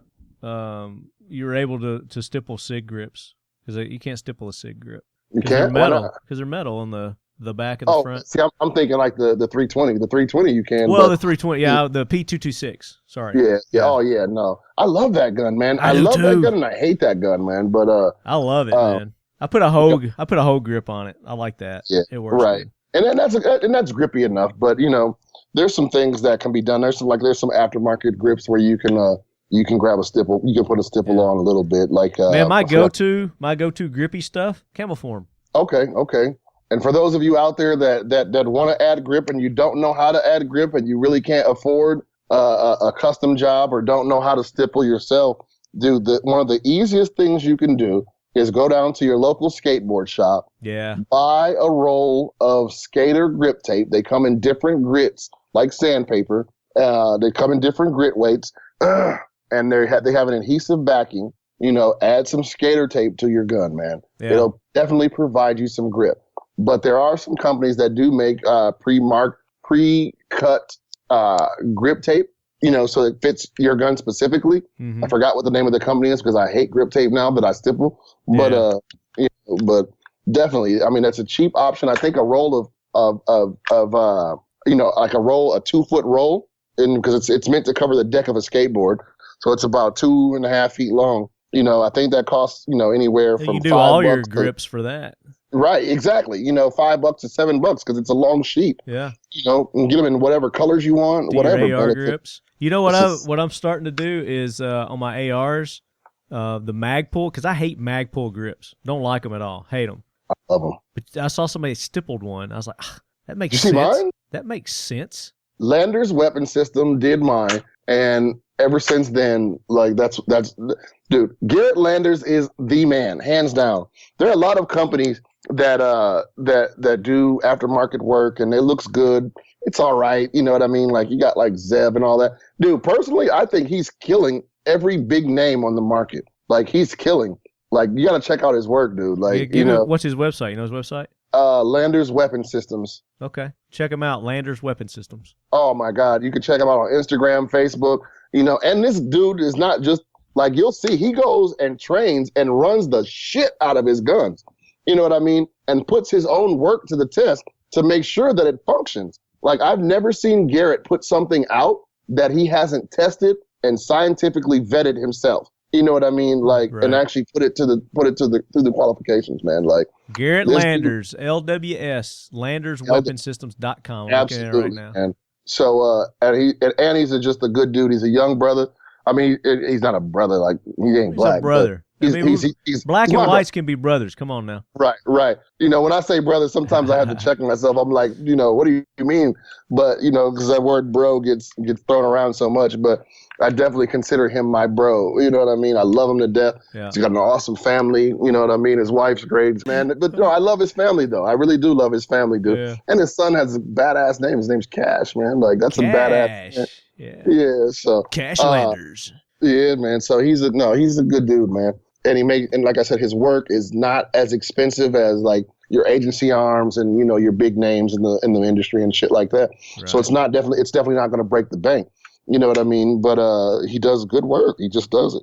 It's worth paying the price for quality work, and especially if it's functional, So he does Cerakoting also. You can get a full size pistol for $175. Your slide for $85, your frame for $90. He does good work, man. He does really good work, and he's it's clean. Very meticulous. It's super clean. Yeah. Look how look. Oh, if you're looking at it, look how. Cerakote. Everybody's familiar with Blown Deadline. I mean, they do just awesome Cerakote work. But his Cerakote work. Shout out to Mike. He's a good dude. Yeah, his Cerakote work is. The ones he's showing on here is as good as theirs. It looks like. Oh man. No offense, Blown Deadline. Love you guys. No, I deal with a couple of different Cerakoters, but only one really does my work. But I support Garrett. I support Blown Deadline. But my guy is Zach, and he'll forever at Weapon Works LLC. He will forever be my guy. That dude stepped up when I was in a pinch, unbeknownst to me, and donated some money and helped raise money for my son's mother when she was ill. To help us out, man. Like, and awesome, I'm a very loyal dude. Is he out of Colorado? He's out of North Carolina. North Carolina. Okay. I think I met them in Colorado at a thing there one time. Yeah, I don't know if he's ever been out there because the dude is always working. He very rarely travels. Maybe not. I mean, it may be somebody else I'm thinking of. But he DP Custom Works. These are good dudes who do all kind of good. I'm familiar with DP Custom Works. Yeah. DP Custom, Jaeger Works out of Michigan. These dudes are some of the best in the industry. You ever do any Terran Tactical? You ever do anything with them? I have not. I do see some Terran stuff. And in fact, there was a Terran Tactical gun that was featured on the new show that I'm stuck on, 24 Legacy. Mm-hmm. Kind of picked up Jack Bauer left off. If anybody was a fan of the 24 series, there's a new show called 24 Legacy. A young black dude is playing an Army Ranger, and he's trying to stop some jihadists from blowing up the country. And in one of the episodes, there's a Terran Tactical gun, and I actually got a screenshot of it. So if you want to see it, you can definitely see it on my Facebook page. I mean, on my Instagram page. Nice. It's a Terran Tactical, and it's cool. The custom Glocks have made it into the big screen now. Oh, yeah. They're not just doing standard Glocks and all that. It's got to be custom to be current. The John Wick movies have helped the firearms too, man. Another shout out to Terran Tactical. Yeah. So yeah, have you seen John Wick 2? I have not. Dude, you gotta go see it. It's awesome. I might go see it tonight I'm going to bed. I might go. I don't have to work Friday, so I might go see it tomorrow night. So, is your next travel NRA? Is that when your next travel is? My next travel for a major trade show is NRA. I think I'm trying to go to Michigan to visit my good friends at Dakota Tactical. Okay. Prior to that, I don't know if that's going to work out. I may have to reschedule some things and go after NRA. I was going to say, if you ever find yourself traveling down this way, let me know. We'll hook up. You got a place to stay. You're always welcome here. Oshi would love to have you over. Oh, he looks like he'd love to eat me. Yeah. He likes to big cuddle. Boy. He likes to cuddle. Man. He's like 6'4" on his hind legs. Oh my God. I love Great Danes, man. Is it true what they say about their hearts and all that? Well, it's more their hips. They get the hip dysplasia. They get so big. So as they get older, I got to watch his weight because he's like 185 right now. That's a big dog, dude. He weighs almost more than me. But he's not fat. He looks lean. He's just a big boy. Is he still pretty? Is he old? Yeah, for a Great Dane, yeah, he'll be 8 this year, and usually 9 is tops. But I mean he's in great shape right now. He's doing really good. I had his dad, and his dad lived to be I think he was about 9. He got the hip dysplasia, but he was the same way. I mean, he was in great shape, feeling good, and then just one day his hips went out, just boom like that, and then he couldn't move anymore. Yeah, people don't realize how dogs become such a part of the family. They're your other children, man. My like God, they are. It was the hardest thing I ever had to do. Put him down. It was the hardest thing I ever had to do. Trust me, man. So, but yeah, no, man, I'd love to come out there, man. If you're ever up here, we got a ton of gun companies up here, man. We got a ton of. I know, man. I got to make my way up there. I may be coming to Michigan next month, I think it is, for a golf tournament for FLEOA, the federal law enforcement guys. I'm a golfer too, man. So, oh, cool. I'll send you the flyer, man. Okay, I don't know if I'll make it, but you can pass it on to some of your sponsors. They might want to get involved. It's for FLEOA, the Federal Law Enforcement Officers Association. Awesome. They do a lot of good work for our police men and women. Okay, definitely, man. Like I said, but if you're ever out here, man, I know everybody's like, Wisconsin's cold. Everybody from down south, it's cold. I like cold. Screw everybody. I fucking hate it, and we got cold right now. I mean, the coldest it's been has been like the last couple of days here. We got some snow, and people are like, "Oh, it's supposed to be spring. What is this?" Blah blah blah. I was like, you got snow? How much snow did you guys get? Nothing. I mean, it just snowed a little bit. I mean, there was it peppered the ground a little bit, made some white, and it was gone within 2 hours. So. Oh man, yeah, fuck that. We just got 11 inches yesterday. That's so awesome. You know what I mean? That's fucking awesome. But it fucking sucks, man. But it's it is what it is, man. We got some really good stuff up here. We've got some great firearms manufacturers and some great companies up here. We got Bravo Company, Midwest Industries, American Defense is up here. I need to make a road trip up there. Man, I mean, I'm all for it. Let me know, bro. We'll do it. Vortex is up here, man. That's who I got to get in touch with is Vortex. Oh, see, man, I'm Team Vortex, bro. Hell yeah. Yeah, we got some cool people up here. USCCA is up here in West Bend. I don't know if you're familiar with USCCA, the Concealed Carry Association. Oh, yeah. And they supply, for all you listeners out there, all my fellow lead heads, man, you gotta, we can't just own firearms. You gotta protect yourself, because in the event that you have to use your firearms or your firearms get stolen, you definitely want somebody behind your back. It's too much of a burden to bear on your own, and USCCA is definitely a company that will help you with that. They help you, and they provide firearms insurance, and the coverage includes theft, includes in case you ever have to go hot on somebody, defense, and that's legal defense. Yeah, legal defense. I think it's like up to $1 million in legal defense or something like that. Yeah. I could be misquoting the actual price, but I mean it's astronomical, and it's something that is worth it. You know what I mean? Like, we carry guns. I mean, at least I do. I carry guns every day. Like as I'm sitting here talking, I'm playing with my home defense rifle. Yeah. You know what I mean? We're sitting here playing with guns as we're talking. Right. So that's just part of Talking Lead. That's what we do on the show. Right. And it's a badass rifle too. But but it's real though. And that's something that people neglect all the time. We protect ourselves by having these firearms, but then we need to protect ourselves from the aftermath of such. And the things that people don't even look into and don't even understand is, like, let's say I go to work one day, like how my guns were stolen. And luckily I got all my guns back that same day when my former student broke into my house and stole my guns. But let's say he would have used that gun in a crime. I could have been held liable. Absolutely. You know what I mean? Yeah. And people don't realize that. Yeah. And that's why you need protection. And I'm not plugging the USCCA just because, I mean, I don't even work with them, first of all. I don't even work with them. I don't even have a contact or anything. I just know the value of having that insurance. It's a smart move. Yeah. I mean, it's part of being a good, responsible firearm owner is get protection. Get insurance. Absolutely. Get insurance. I was just talking to my insurance guy the other day about insuring mine. So. And here's the funny thing, though. A lot of major insurance companies will drop you if you're a firearms owner. People don't know that. Mm-hmm. Like, if you have or your rates will go up. Yeah, or your rates will go up. You know what I mean? But some will actually drop you if you have to use your firearm.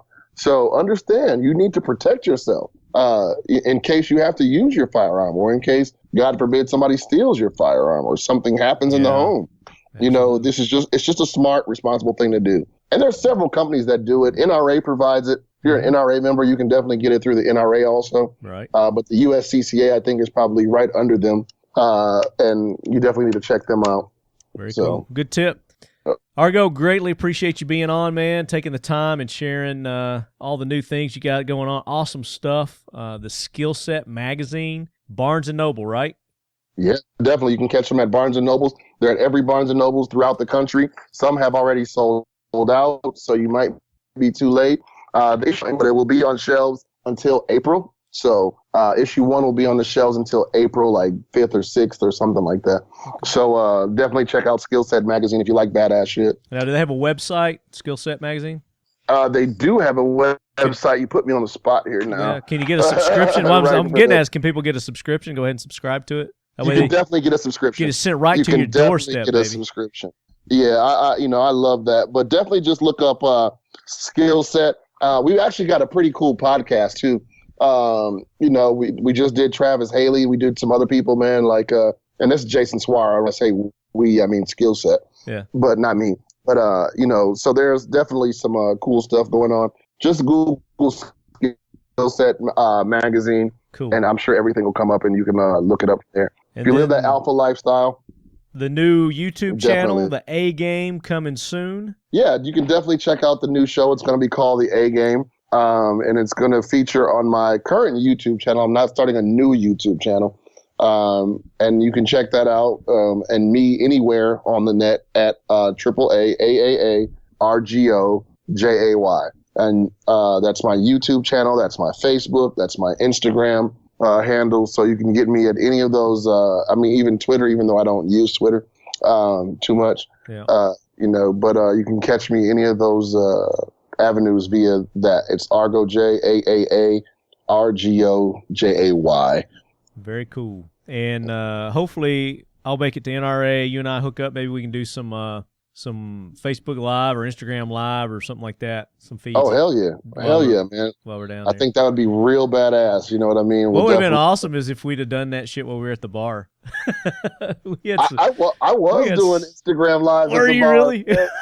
I was doing Instagram Lives maybe once a day from SHOT Show, man. But I think I was shit faced the whole time. Right. And plus I think the boogeyman was trying to jump on my back, man. So SHOT Show 8. Were you with me when I ran into Joe Rogan? I was not. You just ran into him before we met up at the Champagne Bar. Oh, so, okay. Yeah. Yeah. Hugged it out with Joe Rogan, man.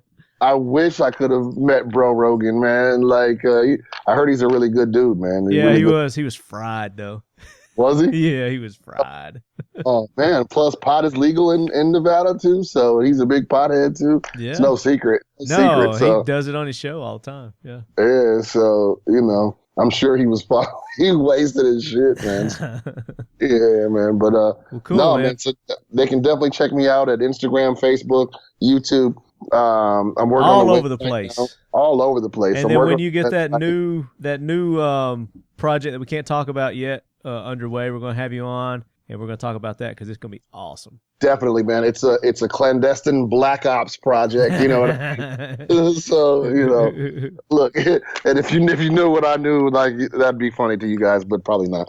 But yeah, so it's definitely a cool project, man. I can't wait to be able to talk about it, and some pretty big names in the industry and just in general working with me, man. And I want to thank everybody ahead of time for helping me and working with me. Because these people are working with me for no money and they are just doing it to help the cause. You know what I mean? Like we're just doing it. So it's gonna be fun. It's gonna be badass, man.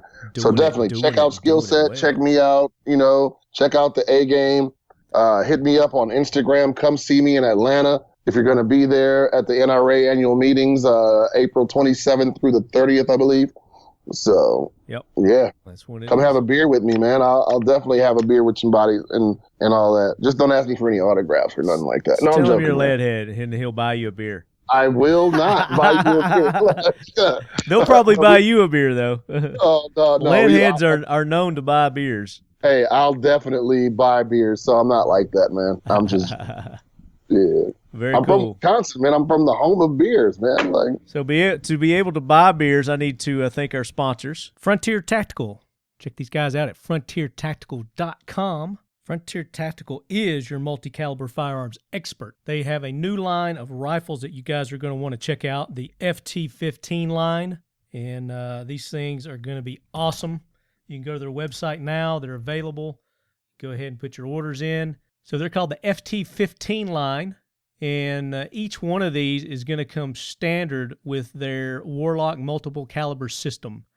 That's right. So right out of the box, you're going to have multiple caliber capability with these bad boys. For that reason, every AR, pistol, and rifle that Frontier Tactical sells comes from the factory with 3 important multi-caliber upgrades. The lower receiver is marked multi-cal for all AR-15 cartridges. The upper receivers come from the factory with enlarged ejection ports for future use of big bore cartridges. So how would you like to take that 5.56 and be able to shoot 450 Bushmaster, 458 SOCOM, 50 Beowulf? Well, you can do that with Frontier Tactical's line of ARs now, the FT15 line. And they've got free float versions, they've got pistol versions, and they've got rifle versions. So go check them out at frontiertactical.com. Modern Spartan Systems for all your lubrication needs, cleaning and lube needs. Go to modernspartansystems.com. They're going to have everything you need to keep your firearms clean and accurate. They've got their Spartan Systems accuracy oil. They've got the grease. They've got the carbon destroyer. They've got the lens cleaner. And they even branch out to the automotive industry where they've got some products for your engine. It's my understanding that these guys are actually testing this out with some NASCAR guys. So they're really putting it to the test. But I've been using it in the lead sled, like you guys heard me talk about here several months now. And I'm approaching 300,000 miles. I expect to hit that probably by the end of the NRA. So I'll keep you posted on that. ModernSpartanSystems.com. X Steel Targets, the most affordable, best AR-500 steel targets on the market today. And these guys are having a great sale right now. Been running it for a few weeks. I've been making some posts on social media, alerting you guys. If you don't have or haven't shot AR-500 steel targets, you need to get some.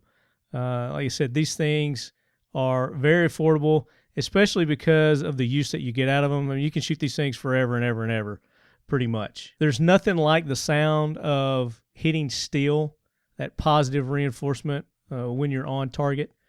They can custom make targets for you. They have a wide variety of existing targets like the Texas Star, the Dueling Tree, all kinds of silhouette targets, hunting, etc. Check them out.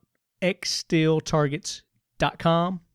X Steel Targets. Cobalt Kinetics. You've heard me talk about Cobalt Kinetics quite a bit. We've had their 3-gun shooting team on the show. Rick, Nick, Kalani, and Keith. These guys are just tearing up the 3-gun circuit, still continue to do it. Their rifles are made for accuracy. They're chock full of all kinds of patents, new features that you don't normally get on a typical AR. Go to their website, check them out, cobaltkinetics.com, and check out that Chris Kyle tribute collection that they have. Chris Kyle, the legend. It's a collaboration between Cobalt Kinetics and Allegiant Rifle Works, benefiting Chris Kyle Frog Foundation. Individual guns are offered as well as a complete 4-gun set. Well, that's cool because I thought it was just a 4-gun set. So now you can get the individual rifles on that. And they are hashtag badasseriness. So you guys need to definitely go to Cobalt Kinetics website, check those out. They've got the Signature Series, the Chief, the Glory, and the 300 Blacked Out. CobaltKinetics.com. Glock, the official carry of Talking Lead. You just heard me and Argo talk about our Glocks. Those things are tanks. You can't hurt them. It's damn near impossible to destroy those things. But again, all the enhancements that are out there and available for the Glock, probably one of the most versatile gun systems there are out there. So make sure if you've never shot a Glock, go to your local range, and most of them have them for rent. You can rent one, try it out, and see how it works. It may be for you, may not be for you. Again, that's what we preach on this show. Try it out. You won't know until you try it. Everybody's different. Everybody's got a different taste, a different like, but you can't go wrong with a Glock. Make sure you guys go and support Sheepdog Impact Assistance. They are an organization that helps support our military and law enforcement, emergency service men and women. They've got a wide variety of support services available to them. They are helping to battle PTSD and keep these guys in action. So they organize disaster recovery missions across the nation, get retired military, law enforcement, emergency services personnel involved in those missions, and helps keep them active. And then, of course, they organize all kinds of events pretty much every month. They've got something going on every month, like a Spartan race or a skydive or scuba dive adventure. So go support those guys. They're doing great work. Sergeant Major Lance Nutt, he was on a couple episodes ago, giving us an update on that. Sheepdogia.org. And as always, leadheads, keep your loved ones close. And keep your firearms closer. As long as they fucking fire. No, definitely though. You got to keep those things closer. Like I keep my Bravo company close. There you go. And make sure you get your coverage from this, what is it? The concealed carry? USCCA. There you go, UCCA. USCCA, yep. Protect your protection. All right, guys, we're out of here. Peace.